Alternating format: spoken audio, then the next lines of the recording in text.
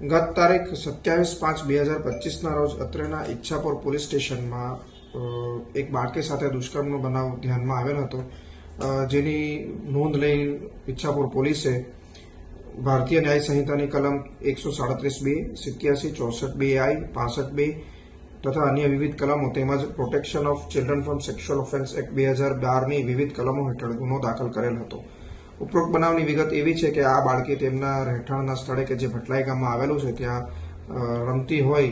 આરોપી તેમની પાડોશમાં જ રહેતો હોય. બાળકીને ચોકલેટની લાલચ આપી લઈ ગયેલ હતો તથા પોતાના રૂમમાં લઈ જઈ બાળકીના હાથ અને મોઢું બાંધીને તેની સાથે બદકામ કરેલ હતું.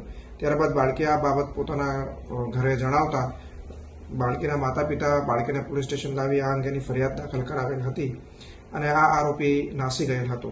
ત્યારબાદ અત્રેના ઈચ્છાપુર પોલીસ સ્ટેશનના થાણા ઇન્ચાર્જ તેમજ ડી સ્ટાફની ટીમે ટેકનિકલ સર્વેલન્સના આધારે ગુનેગારનો નંબર મેળવીને ત્યારબાદ તેમનું લોકેશન મેળવતા તે બિહારનું જણાઈ આવેલ હતું અને ઈચ્છાપુર પોલીસની ટીમે અહીંયા અત્રેથી રવાના થઈ બિહાર જઈ આરોપીને ગતરોજ ઝડપી પાડી અત્રે લઈ આવેલ છે.